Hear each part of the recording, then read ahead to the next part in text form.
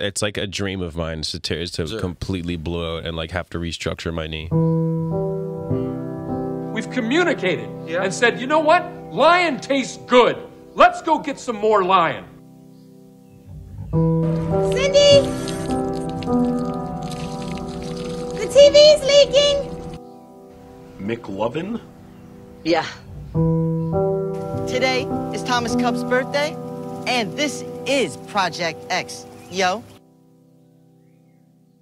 Are we live now? Oh, we are. Oh my God. All right. Well, you're listening to Birdcore. I'm your host, Sam Bird, and as always, I'm joined by Kit Corsini, who is he's a walk-on producer. He wasn't supposed to be part of the show, but here he is. And my other producer, Jenny, is late, but that's okay. We're not going to hold it against her. Well, today's a special episode of Birdcore. That's because the first time we have a live in-studio guests, and I'll introduce them one by one. So today I'm joined by three gentlemen. One is an award-winning cinematographer who loves biking and travels so much that he's flown a total distance of roughly 5 times the circumference of planet Earth. Phil Lemoyne. Phil, how you doing today? I'm doing great, Sam. Thanks for having me. Of course, man. It's my pleasure. Another is an executive producer who is a matcha in the morning kind of guy, likes biking around the city, a crisp ice bath, and a good game of chess. Not necessarily in that order. Josh Buxton. Josh, what's going on, man? Not bad, Sam. How are you? Yeah, I'm good, man. Good, thank you. And finally, a creative director who I've been told I look like. I can't seem to figure out if he likes biking as well, but I'm going to assume he does like biking. Josh Willick. Josh, how you doing today? What's up, twin? I'm pretty good. I'm pretty good. It was Phil who told me that we looked alike. Hey, like kind of. Like vague resemblance, maybe second cousins. That's good for me, bad for you, my friend. Shit. But I'll take it. Faces for radio. Yep. Here we are on the radio, so I guess something worked out. So together, these three fellas make up 10-4, a Toronto-based production company specializing in bringing your vision to life, whether it be a music video, commercial, short film, anything related to videography and branded content. Look no further than 10-4. You can go to 10-4.pictures, spelled TENFOUR.pictures, for more details and to see some of their work. Guys, thank you so much for being here. I appreciate Thanks for having it. us, Sam. You're the first in-studio guest I've ever had. Sweet. No pressure, I guess. Setting the bar high Appreciate it. for you. What's that? Setting the bar high for you. Yeah, I guess so, yeah. So if this doesn't work out, I'm quitting. I'm dropping out of school. It's done after that. Yeah. So, I mean, I guess we'll jump right into it because we only have until 12 o'clock. So I need to hear the story. How did 10-4 start? Yeah, I guess it was Willick and I from the beginning. We met in Ryerson's media production program. We were undergrad classmates. And we had worked on a project together that we realized, like, hey, we're like friends and work pretty well creatively as well. He was like working as a director on the video project, and I was working as the cinematographer, which I'd been doing for a while. And so we were like, you know what? Let's kind of keep this collaboration going. And we'd been throwing around the idea, let's invest in a little bit of equipment, just something nice to kind of like upgrade what we were doing kind of better than what the school equipment was that we had available to us. And that was kind of the beginning and end of it. It was just like we were doing this for ourselves. And then as time went on, we were getting a bit more serious about it. And my old roommate from first year, Pittman Hall, Joshua Buxton, reached out. He caught wind of what we were doing, and he also knew Josh Willick from that same environment. We all lived in Pittman Hall together. And he was just like, hey, guys, like, heard what you're doing. I'm in marketing, I'm in business school, that sort of thing. These are the skills I can lend to you. How about I take this from just kind of two creatives to an actual business? And maybe, Buxton, you can speak on it from there, how you grew the brand. Yeah. I just I sort of came in and wanted to sort of take two really talented creatives and sort of legitimize the whole thing, I guess, and build a strong brand behind it, and just basically take the business skills that I had and apply it to people that usually don't have access to that, especially if you're in film. Most people are not working with people in business backgrounds, especially when you're at a small level. So my goal is to really just like build up the brand, develop a bit of a community around it, and actually use a take an approach to it that goes a little bit beyond just making cool videos, but actually finding a way to make money doing it and be professional about it. Yeah. When did you guys first start making money? Like, when did that first paycheck come in? What was that feeling like? It felt like crack. It was really good. It was awesome. We when we first started out, it was like middle of, you know, the first wave of the COVID Yeah, pandemic. like March 2020 was when this first was building up. Oh man. Yeah. So it was actually like literally illegal, according to the Ontario government, to film anything, or, you know, I guess Go to even leave work your house. generally, yeah. I Yeah. mean, we were like watching the news. It was like, okay, when's the new like restrictions coming out, stuff like that. And like building off that for a second, we were really lucky. I forgot about this till right now, actually, that like the film industry was one of the main industries that was actually allowed to go ahead as an essential service. Yeah, So it in meant, the following waves. Right. exactly. So like, you know, stage 2 or 3, whatever it was at the time, we sort of went, oh, okay, like we're actually allowed to work. And like, for example, my roommate, he's a chef. Like, you know, his industry was pretty shuttered, and as were many others, but like we were able to go ahead. And so kind of mid-pandemic, we started growing this thing, working within the restrictions that were there at the time, and it took off. Yeah, yeah. So basically, right as you know, right as it was permissible to start filming, we did start filming, and I think we broke even on our initial investment within less than 6 months. So we did get things going pretty quickly after we got started. Is that generally fast after 6 months to break even? Yeah, it's Like, extremely fast. yeah. So at that point, did you guys start feeling like, okay, this can really become something? Like, I think we got something here. Let's keep rolling with it. Yeah, 100%. Absolutely. Yeah. And I'd say there were like different stages to it too. Like we started off where it was like, okay, we had the first idea. All right, then we're going to invest in the gear. Okay, so we got the gear. We're going to start doing this now. We're doing this. This is working. Okay, we've paid it off. All right, now we can focus on doing things that like look good creatively for us. Right. Like start making money on the side. But like we weren't worried about the bottom line at that point, where it's like, okay, we've got the gear. That's paid off. Everything is air quotes, technically profit at that point. So it's Yeah, like, it was risk-free. yeah, exactly. So like, you know, we were able to have a bit more flexibility there. And then at that time, we were just kind of like 3 contractors, 3 individuals doing this together. And then after our first calendar year, per se, our fiscal year, we were like, you know what? This is working. Let's turn this into an actual corporation. And that's where the ink got added to the end of Yeah. 10-4 Pictures. And at that point, it firmly formalized the partnership that we had, 3 equal owners, and we've been running the corporation in that structure ever since. And your team, I know you guys got some people working behind the scenes too. How I know you got some people in Montreal. You got, but they're really more behind the scenes, right? Like how much has your team expanded? Yeah, it's kind of funny because like behind 10-4, like it is us 3. But then we have this like, you know, that's kind of like the inner circle, and then like we have this second circle of people who we work just really really close with in Toronto. Like there are a couple guys. Shout out Tom Jenga. He's one who's always been working with us pretty much ever since we started up. Actually, on our first music video, he was there. Yeah. And then our first music video in Montreal, our homie Fab, he was working with us quite closely on that. So Fab's kind of always been there too, in this like second circle of people who, you know, ultimately they're like contractors who we hire, but It's a bit of a family at it this point. is kind of a little community that we've had the pleasure of working in with all these people who have just really helped us out and have been loving what we're doing. And It's grown Yeah. between the 2 cities too, because like Yeah. while we're based out of Toronto, I'm from Montreal originally, and I have a pretty close tie to the film community there. So like he was saying, Fab, that was our first music video we ever did. Really, that was a 10-4 Picture, which is kind of the moniker we give to our productions. And it was a last minute thing where he's like, hey, my producer just screwed me. I don't think this project can happen. And then like 2 days before, we're like, we can load up all the gear into a car, drive on out to Montreal and shoot this thing for you. And that's exactly what we did.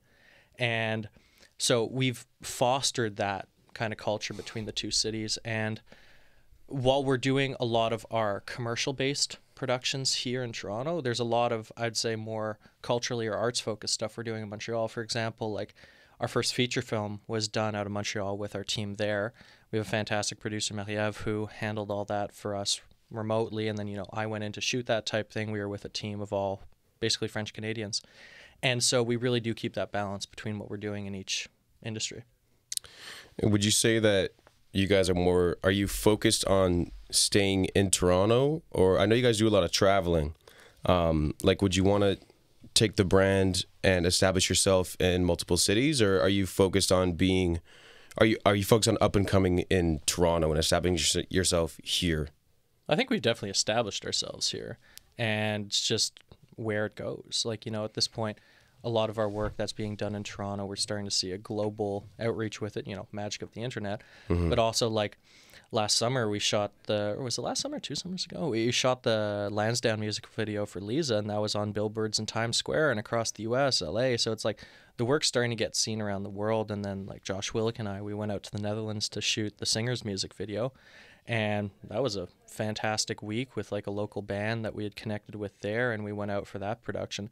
So while we are firmly rooted in Toronto and our production scene is here, we're already starting to do that global aspect with it. So where it's going to go, I don't know, but maybe I see us becoming a Sid Lee type thing, different presence, different cities around the world. I don't know. Yeah, you could say that we're, like, everywhere and nowhere at the same time. Yeah. Like, right now, a lot of the people that we're working with, especially on the commercial side, they're based all over the country, in, sometimes in the US, sometimes in different continents. And it's the type of business that is, like I said before, just happening everywhere all at once. Yeah. As it, especially as it, expands and grows into bigger things. Right. Do you guys see yourself maybe, like, pursuing TV or film? Like, would you be open to, for example, someone writes a script, would you guys be open to having people pitch to you and then you adapt that into, whether it be a TV series or a movie? Like, is that something you guys see yourself going into? We've done exactly I get new that, pitches yeah. probably every week. Really? Yeah. Wow. So what's that process like? Well, a lot of it comes down to just where the financing is at. Right. Like, some people come to us with financing already lined up, and that's makes it a lot easier to have that conversation. But people that are coming in, like Buxton said, just kind of blind pitching, like, I've seen some horrifically bad stuff, but I've seen some good stuff too. But it all comes down to what they're looking for. Like, often they're kind of just cold calling, in a sense, may it be LinkedIn, email, whatever, just trying to find someone to get their project off the ground with them. Yeah. And, we're not at a point where it's like, okay, we're going to take someone randomly that's approached us and, like, find financing for them. But if someone comes in with that financing already lined up, or, they just need that final push or whatever, then that's something we can work on. Like the feature film, for example, we did, that was a director that I've known through that producer, Meliev. And he came to us basically saying, like, hey, I've got this script. I've got my financing lined up. We just need to attach a production company to it. We need to have a formal operation behind this. And it's like, okay, not only are we the ones that are producing that film for him, we're also giving that final attachment that the project needs to actually get it off the ground. So it's very intertied, like the way that sort of thing works. And, the reality is, like, Willick and I were both firmly in film. That's something we want to do for our lives, but it's not always the most profitable thing. So, just sometimes in terms of paying your rent type thing, it's the balance of doing the commercial jobs and then doing the stuff that's more creative that you enjoy. Like, right now I'm working on a film that, like, I developed closely with a screenwriter, and, sometimes you go out of pocket on that sort of stuff to get it off the ground till the money comes in or whatever, but it's so gratifying when you see what you've created actually come to screen, and that's why it's worth it. Yeah. Well, yeah, I guess speaking of gratifying, you were saying when you saw that your music video for Lansdowne in Times Square, like, what's that feeling like? It's a very Shocking. strange feeling. Yeah. It's Like, kind of weird to see. Are you, like, looking at strangers and going, like, yeah, we shot that? Like someone walking by with their kid. it's literally the meme of the dude at the party, like, they don't know. Like, the dude holding the solo cup in the corner. He's like, they don't know.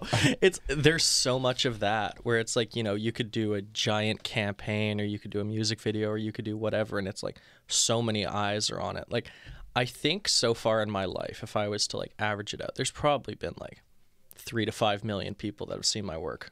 They would never know me in the street. Yeah. Like, it's like there's no connection between, like, someone seeing your work in the broader audience and, like, getting any level of acknowledgement. Like, sometimes, for example, a film that I've done will go to YouTube or something like that.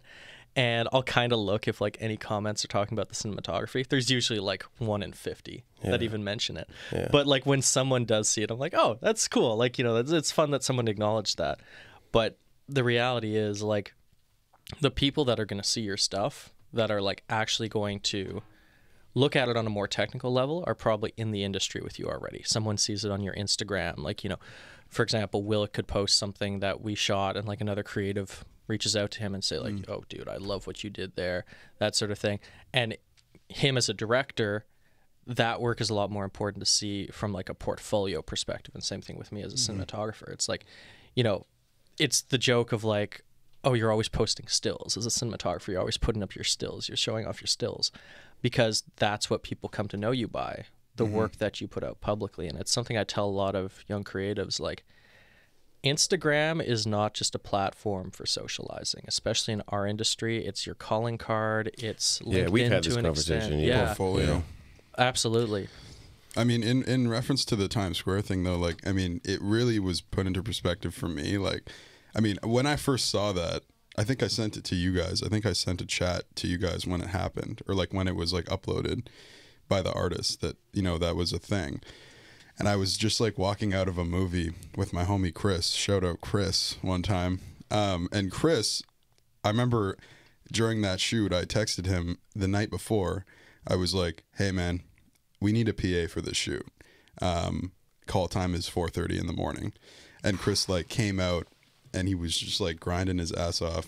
And He got like, that Tim Hortons for us. He got that breakfast he helped we us needed. out, and he was just like a PA on the shoot. But when we walked out of the movie together and I opened up Instagram and looked at it and showed it to him, Chris was immediately hyped about it. And Chris was a PA on the shoot.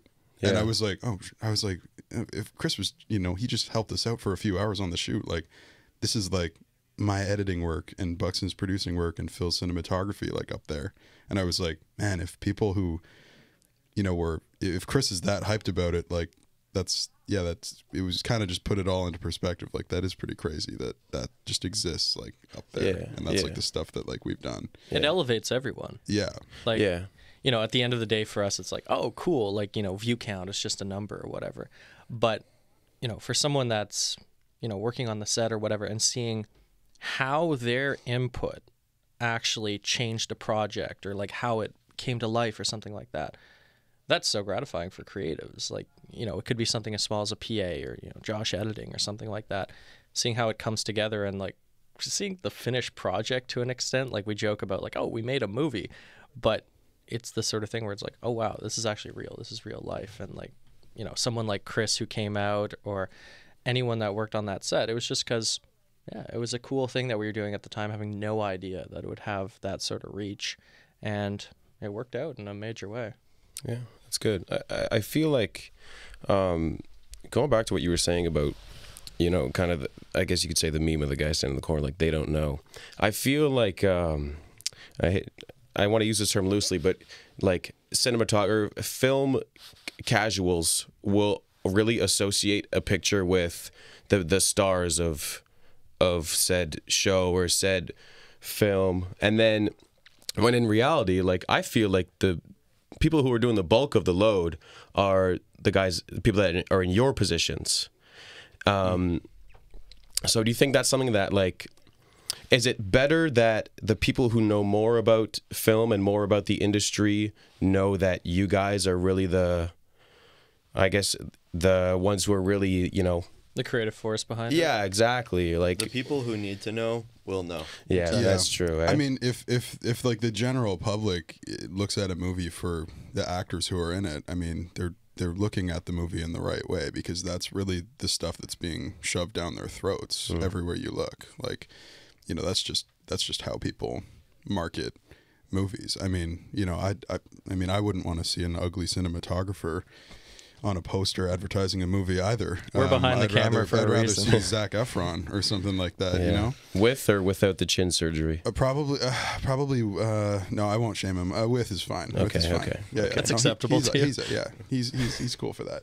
Yeah, but, you know, someone like Buxton, who's a producer, he's working the business side of things. Yeah. Even within our creative circles, you know, the broader film scene in Toronto, for example, there's like levels to it. It's like the public doesn't think about the creatives don't think about the business, and I don't know what the business doesn't think about, but there's just like a deeper layer to it always that people often don't acknowledge. And like someone like Buxton, who is a producer, and, you know, to put it in the broader business term, like basically a project manager at times or client liaisons type thing, that is so hugely important. And someone who's just coming out of art school with an arts background, they have no idea where to even begin with creative entrepreneurship. So maybe you can speak on that and get on your pedestal for a second of how important having that business knowledge is in this sort of scene. Only like 20 seconds, though, because I can't listen to that for too long.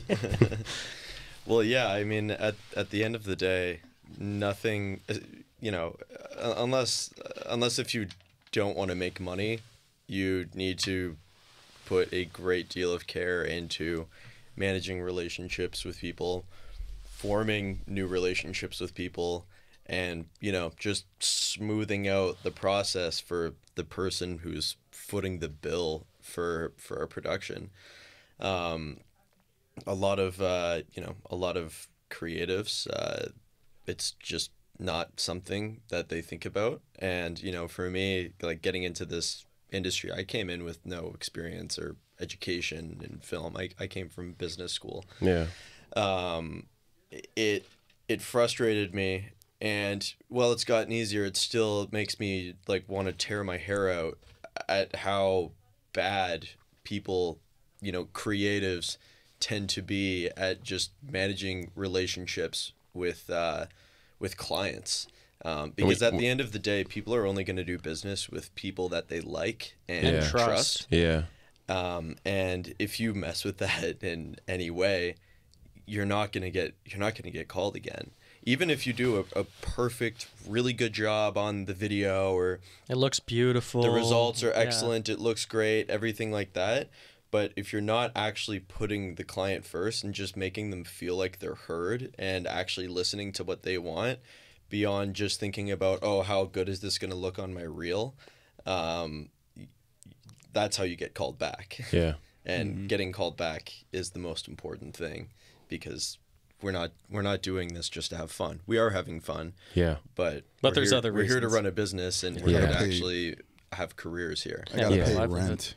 Yeah, especially in this city. Yeah. That's crazy. But, you know, and that's kind of what the magic is between the three of us. Like, we all come to the table with our own unique skills and unique sensibilities and whatever you want to call it. It's like, you know, I would say, a decent sense of entrepreneurship, things like that, but I don't have the depth that Buxton has. And then Willick, for example, like, you know, he has a great sense of creative output, things like that, but like he doesn't have the skills I have. And then around the table type thing. So it's like we each complement each other and have enough knowledge to know what the other person is talking about, but we also trust what that other person is doing. So it's like when Buxton tells me, like, hey, we got to do this thing in terms of how we're running the business right now.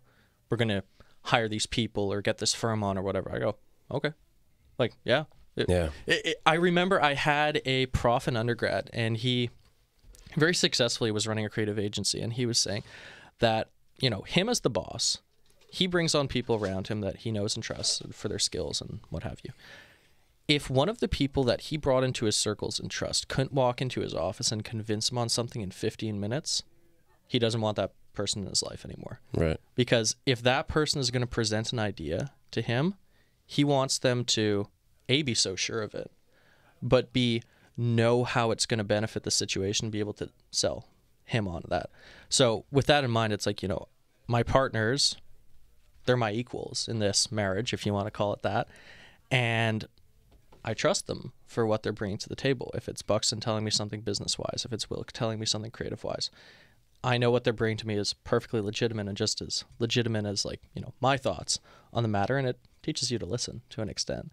But at the end of the day, having the three unique perspectives that we bring to the table, I think is so valuable, and something I don't see a lot, even as narrow as a partnership versus, like, more broadly, three people.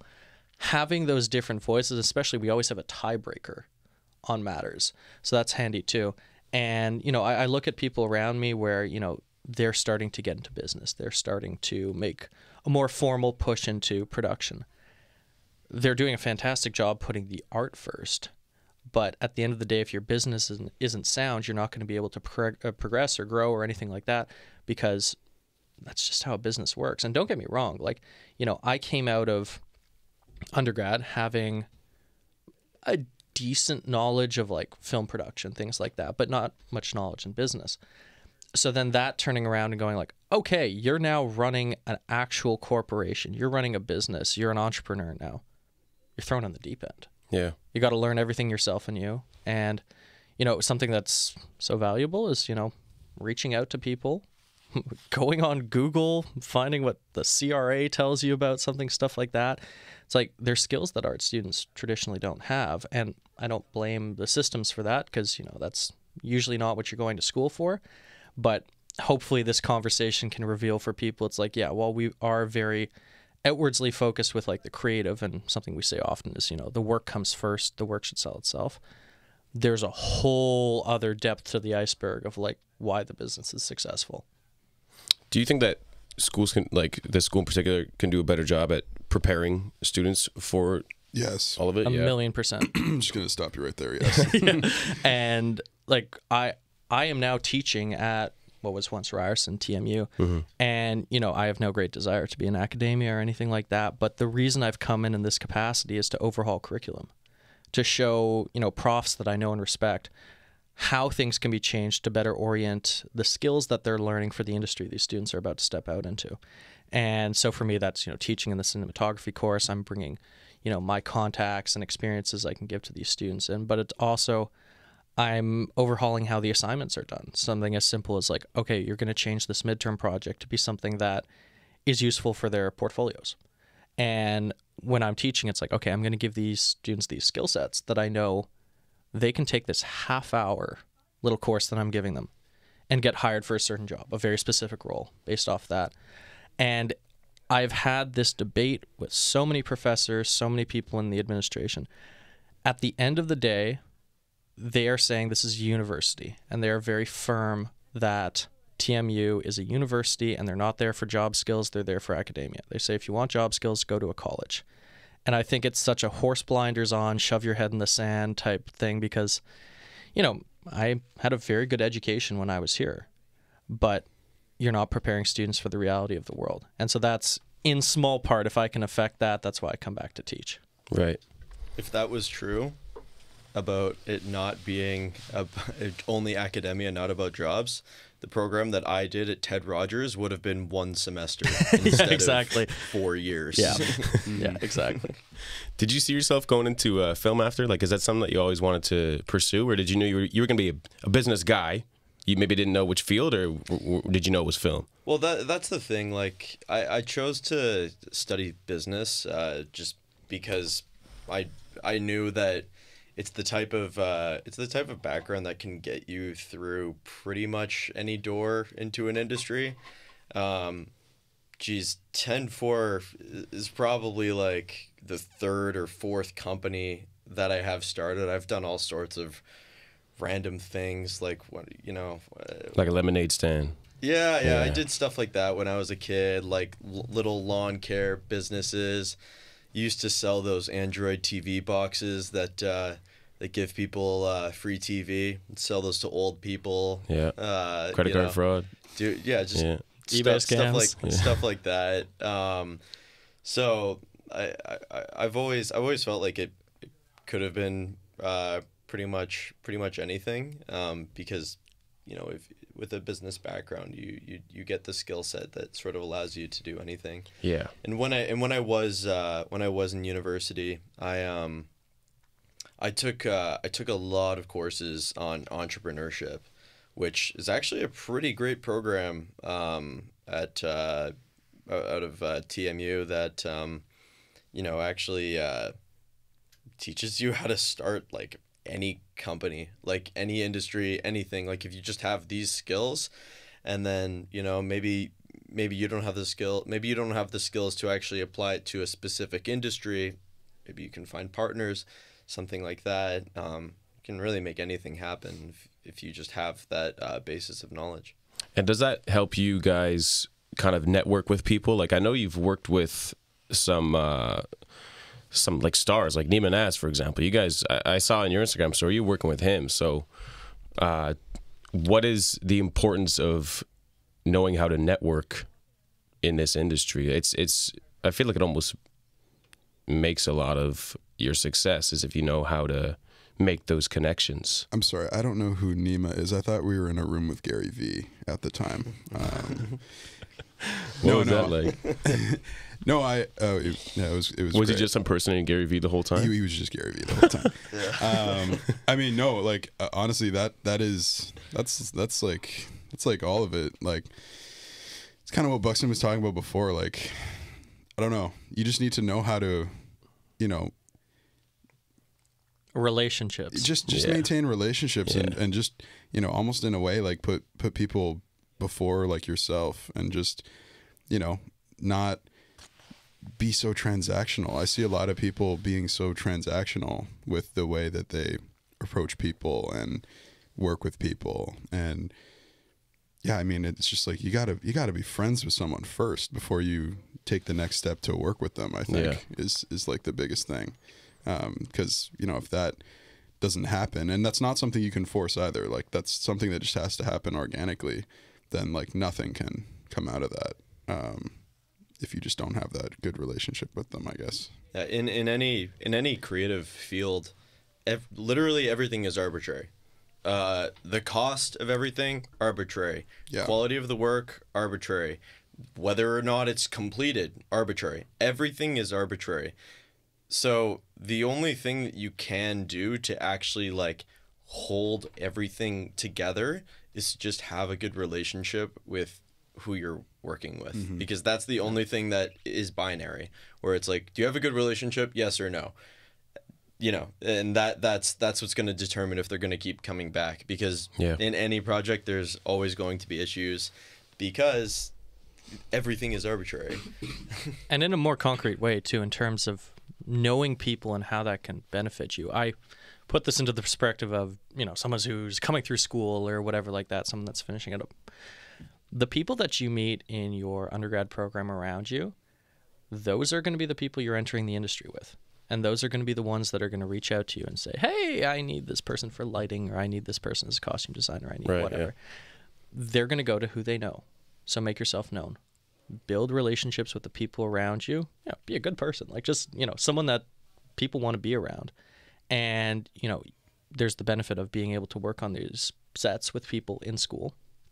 So get to know them that way. And then when someone who makes it big and becomes a director or gets their first funding as a producer or whatever, they're probably going to reach out to the people they know and trust, because it's a lot easier to hire not someone who's strictly a friend, but, you know, someone who you've worked with before, you have a rapport with, than a completely random person, a person that's a referral, a person that's just a CV hitting your desk. And I hear it a lot from people, especially where I'm at, where I'm, you know, teaching upper year students. They're starting to realize, like, hey, I'm in fourth year and I didn't want to get involved with the politics. I didn't want to get involved with the cliques, the whatever.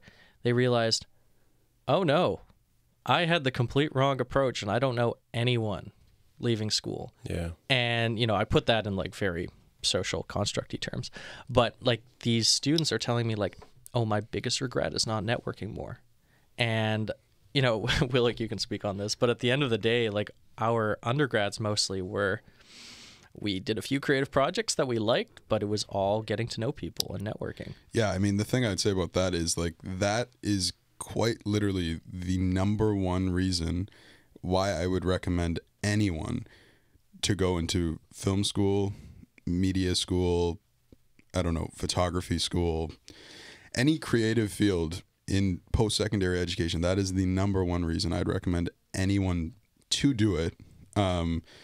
And you could argue maybe the only good reason in some cases to do that is literally just to meet people and network. I think that's like, it's just so insanely valuable. And it, yeah, I guess like, you know, it was really lost for a lot of people, I think. I would say though, you don't have to be in school to network. No, you don't have to do that. But if you do decide to go forward and do that, I would say that is the best thing that would ever come out of having a post-secondary education is making those connections. You have to make the most out of it. You have to give yourself those own opportunities. Yeah. Like, you know, I look at how Willick and I started working together. That was a cinematography course project that I was just like, hey, I want to do something a lot bigger than the scope of this class. Let me bring on someone from even outside the course, which was Willick at the time, to help me work on this. And so I met him, I built that relationship and whatever as a result. But it's like I applied that to everything else throughout school, where it's like, okay, you got to give yourself the opportunities. You got to make the most of like what projects you may be presented with. Like, I was very on the fence about it, but I ended up doing a master's after my undergrad. And the master's program itself was, like, you know, it was very academically based, as a master's may be, and I had a creative project portion to it. But I was able to self-direct and cater the curriculum in a way that throughout the project, the things I worked on ended up being beneficial for my career and 10-4 by extension. You know, I got the other guys involved where I could. We shot a clothing campaign, an editorial series on 16mm film, because that was one of the research areas that I was doing for my master's paper. I did a lot of research into color science, comparing different formats, things like that. These all ended up being facets of what we use for, to an extent, our marketing material now, to show in a tangible way what makes our work different, what, you know, makes that 10-4 picture come to life. So it's like a lot of what I was doing throughout school, even at that higher level in my master's, I was aware it's like, okay, I need to make this valuable to myself, not only for my assignments, but also for my larger career. Right. No. Do you guys have... oh, excuse me. I haven't had enough water today. And I don't have any water in the studio because that'd be silly. No fun obviously. for you. No. Do you guys... Is there anybody that you dream of working with? Is there like one person or a few people in particular, maybe a company, that you'd be like, man, I would love to do a project with them? That's a really good question. I mean, oh man. Like anyone. I can pick from anyone? Yeah, anybody you'd like. Huh. Here, I can jump in here in the meantime. The people that I like kind of idolize to an extent are not strictly those that I'd want to work with, you know? Like, there are some people that, you know, I've even met, like Roger Deakins, who I'd say is, like, you know, the greatest cinematographer of our time. That's someone who's great, fantastic human being, but I'm never going to work with him, you know? Like, he's got his own career in Hollywood, and I've got my own career. So it's like, you know, there's people like that that I look at in idol status, but then there's people around me where it's like, oh, just creatives that I like, that sort of thing. And so I'd say there's a bit of a difference between, for me at least, those that I look at and it's like, wow, I like really respect your work within my field, but I probably won't work with you, because cinematographers rarely work with each other. So it's more so like, in my case would be, oh, is there a director I really like? Is there some other aspect or a role that I can look up to? And so I know this is a very meandering answer to your question. No, it's actually a very good answer. It's one I didn't expect, but it's good. But yeah, it's like the people that I look up to and the people that I'd work with, I think, are kind of mutually exclusive. Okay. Have you guys run into any like horror stories on set? Like all the time. How much time do you have? 11 minutes. We have some. We could probably tell some pretty funny stories. By all means. Yeah, a lot of it comes down to just differences of expectations. I think that's like a huge thing at the end of the day. You know, when we were starting out and we were doing budgets for next to nothing, you know, because we were just starting out. The artist, for example, if we're doing a music video, the one that's spending their last dollar on a project is going to be a lot more intense about everything than like someone who has like $50,000 to throw at it. Right. Yeah. You can go the other way though. DNL. A DNL, yeah. True. Yeah. And Shout out. What's DNL? DNL was that first music video we did with Fab, the one we drove out for. Yeah.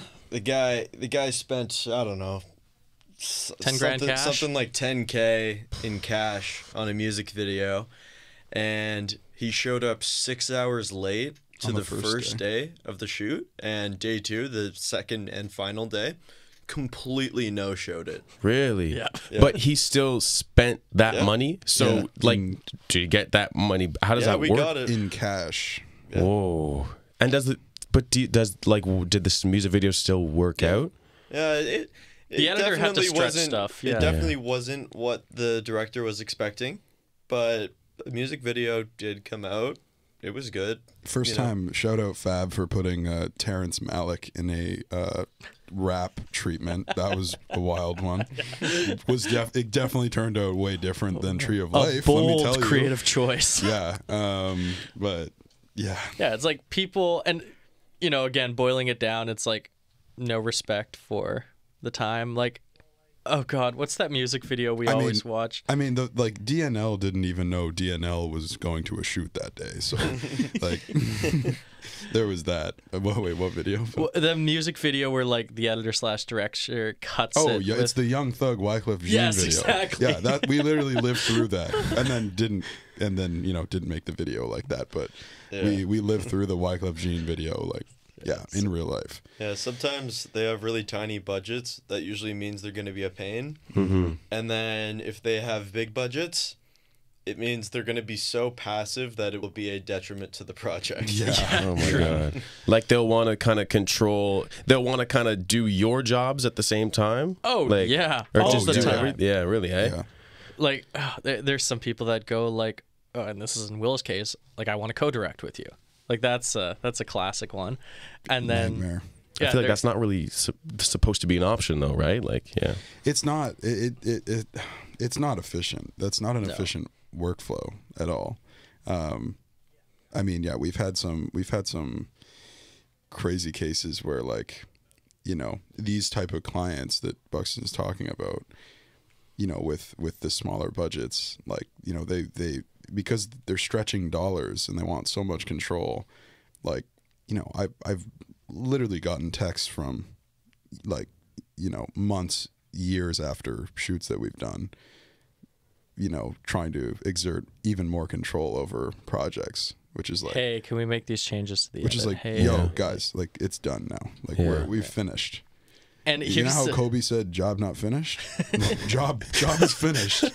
Job is very finished. like when we came into it at the beginning, we were so focused on just building a portfolio for ourselves, like at the beginning, and that's why I was saying, we're taking on those low budget, no budget projects just to have something good. And like to this day, I'm still proud of the stuff we did and like how we maximize those resources.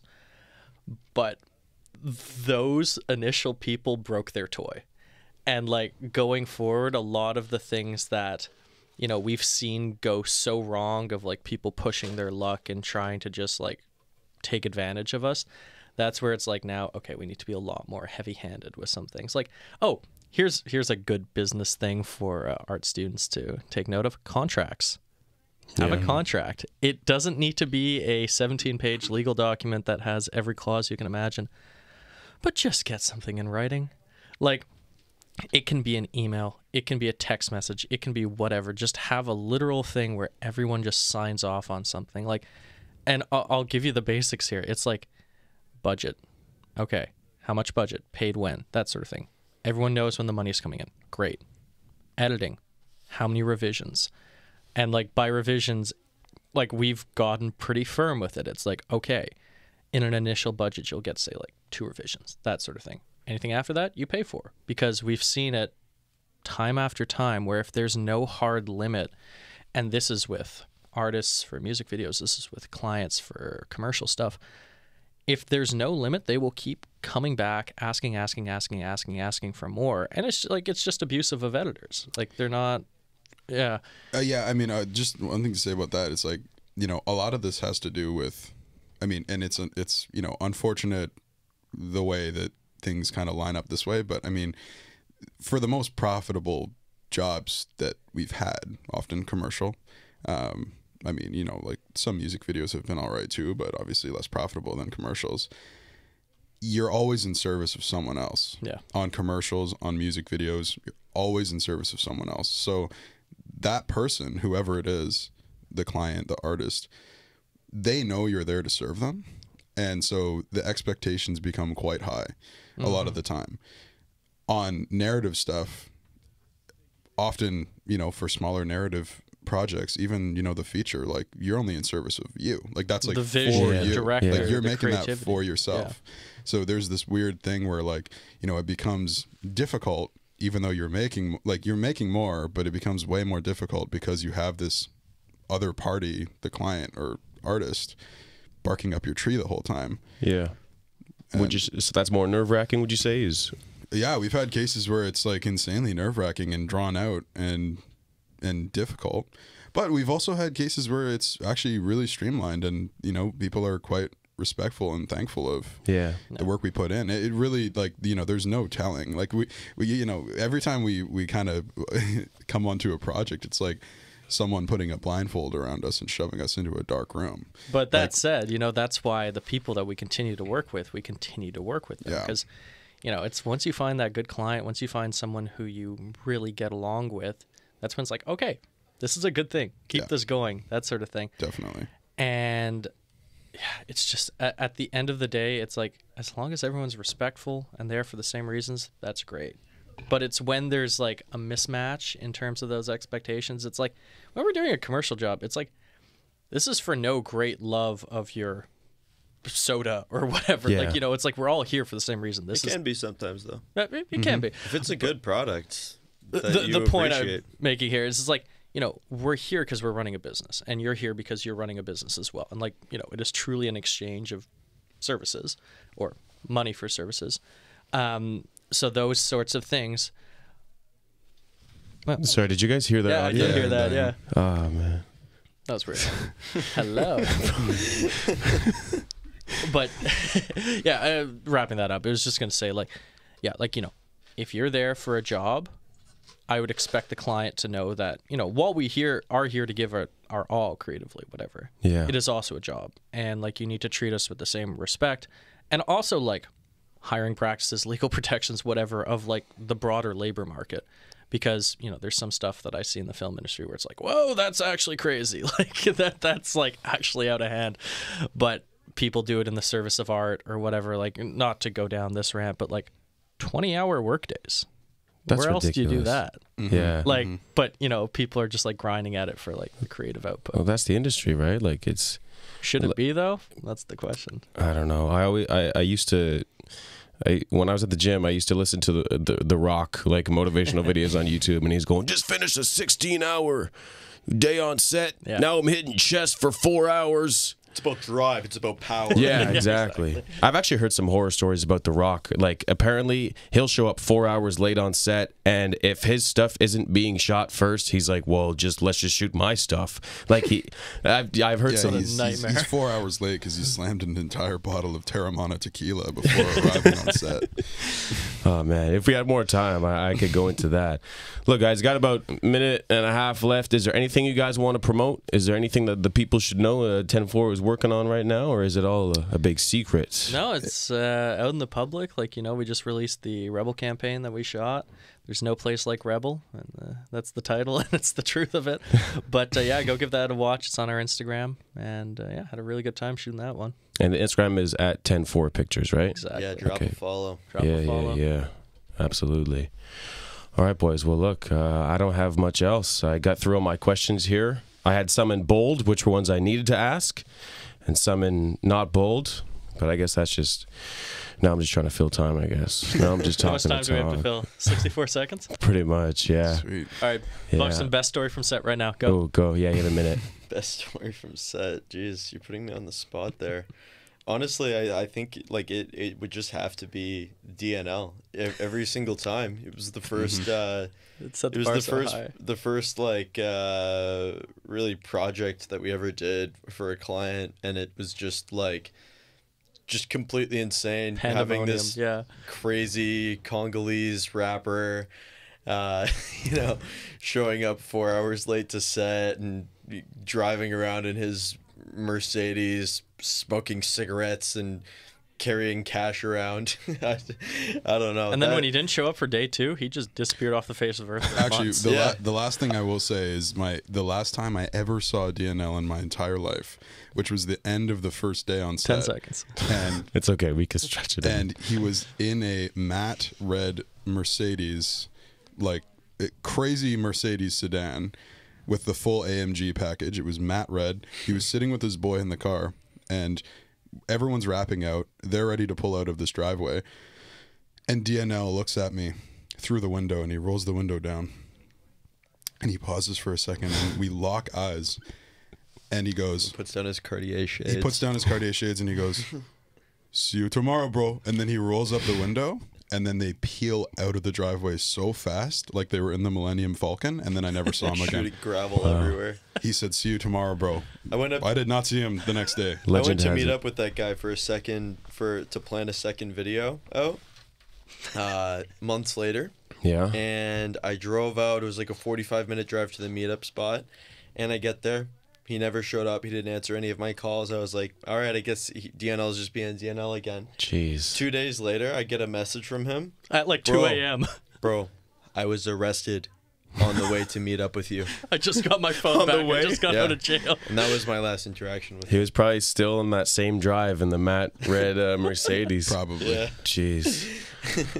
All right, guys. Look, thank you so much for coming in. I really, really appreciate it. Thank This you, Sam. episode, if by the grace of God, someone in the studio press recording, will be on Spotify and Apple Podcasts within the next few days. Cool. Awesome. 104 Pictures, 104.pictures of their website, at 104pictures on Instagram. That's all I got. And you're Sam Bird. And I'm Sam Bird. Yeah, that's part of it too. Yeah. All right. Thank you so much, guys. Love it. Take it Thanks, easy. Sam. It's like a dream of mine is to completely blow out and like have to restructure my knee. We've communicated and said, you know what? Lion tastes good. Let's go get some more lion. Cindy? The TV's leaking. McLovin? Yeah.